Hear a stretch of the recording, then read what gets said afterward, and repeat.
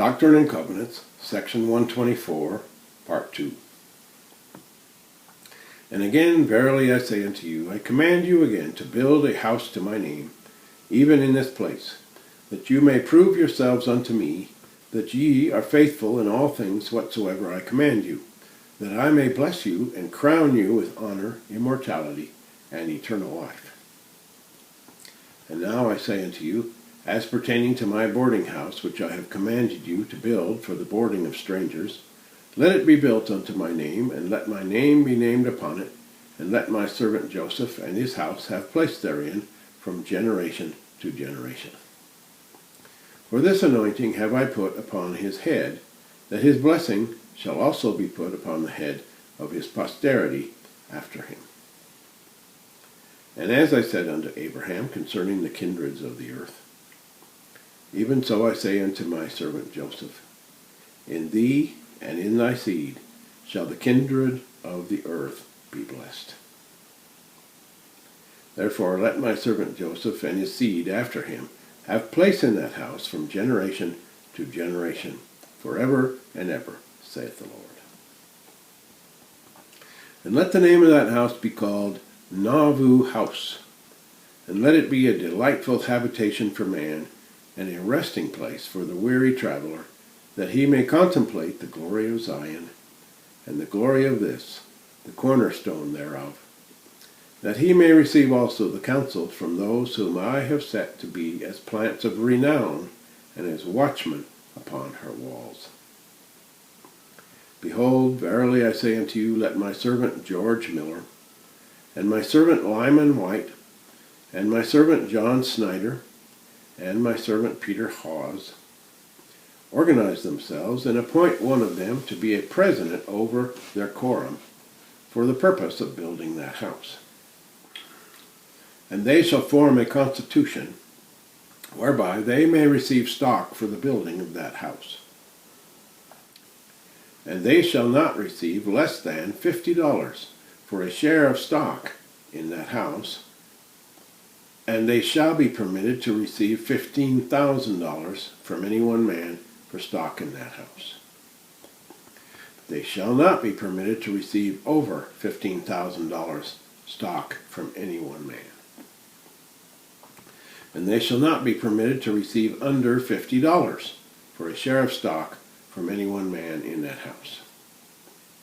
And they shall not be permitted to receive any man as a stockholder in this house, except the same shall pay his stock into their hands at the time he receives stock.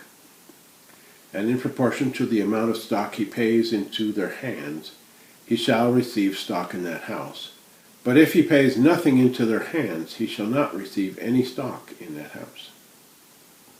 And if any pay stock into their hands, it shall be for stock in that house, for himself, and for his generation after him, from generation to generation, so long as he and his heirs shall hold that stock, and do not sell or convey the stock away out of their hands by their own free will and act.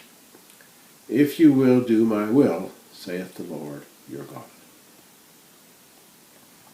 And again, verily I say unto you, if my servant George Miller, and my servant Lyman White, and my servant John Snyder, and my servant Peter Hawes receive any stock into their hands, in monies, or in properties wherein they receive the real value of monies, they shall not appropriate any portion of that stock to any other purpose, only in that house.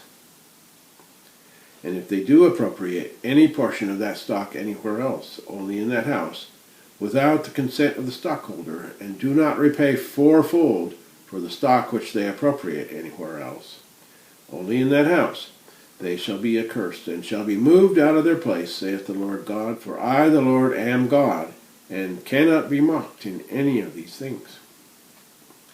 Verily I say unto you, let my servant Joseph pay stock into their hands for the building of that house, as seemeth him good, but my servant Joseph cannot pay over $15,000 stock in that house, nor under $50, neither can any other man, saith the Lord.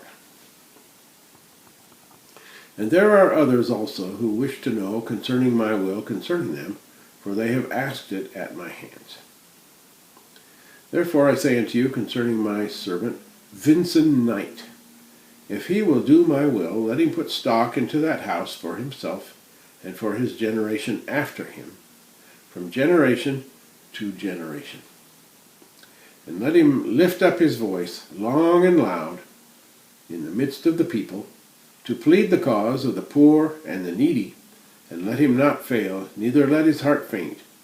For I will accept of his offerings, for they shall not be unto me as the offerings of Cain, for he shall be mine, saith the Lord. Let his family rejoice, and turn away their hearts from affliction, for I have chosen him and anointed him, and he shall be honored in the midst of his house. For I will forgive all his sins, saith the Lord. Amen. Verily I say unto you, let my servant Hiram put stock into that house, as seemeth him good, for himself and his generation after him, from generation to generation. Let my servant Isaac Galland put stock into that house, for I, the Lord, love him for the work he hath done, and will forgive all his sins. Therefore let him be remembered for an interest in that house from generation to generation. Let my servant Isaac Galland be appointed among you, and be ordained by my servant William Marks, and be blessed of him, to go with my servant Hiram, to accomplish the work that my servant Joseph shall point out to them, and they shall be greatly blessed. Let my servant William Marks pay stock into that house, as seemeth him good, for himself and his generation, from generation to generation. Let my servant Henry G. Sherwood pay stock into that house, as seemeth him good, for himself and his seed after him, from generation to generation. Let my servant William Law pay stock into that house for himself and his seed after him, from generation to generation. If he will do my will, let him not take his family unto the eastern lands, even unto Kirtland. Nevertheless, I, the Lord, will build up Kirtland, but I, the Lord, have a scourge prepared for the inhabitants thereof. And with my servant Almon Babbitt, there are many things with which I am not pleased.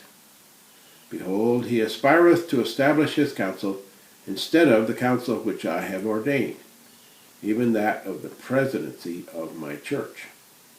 And he setteth up a golden calf for the worship of my people. Let no man go from this place who has come here essaying to keep my commandments. If they live here, let them live unto me, and if they die, let them die unto me, for they shall rest from all their labors here, and shall continue their works. Therefore let my servant William put his trust in me, and cease to fear concerning his family, because of the sickness of the land. If ye love me, keep my commandments, and the sickness of the land shall redound to your glory. Let my servant William go and proclaim my everlasting gospel with a loud voice, and with great joy, as he shall be moved upon by my Spirit, unto the inhabitants of Warsaw, and also unto the inhabitants of Carthage, and also unto the inhabitants of Burlington, and also unto the inhabitants of Madison, and await patiently and diligently for further instructions at my general conference, saith the Lord. If he will do my will, let him from henceforth hearken to the counsel of my servant Joseph, and with his interest support the cause of the poor, and publish the new translation of my holy word unto the inhabitants of the earth. And if he will do this, I will bless him with a multiplicity of blessings, that he shall not be forsaken, nor his seed be found begging bread.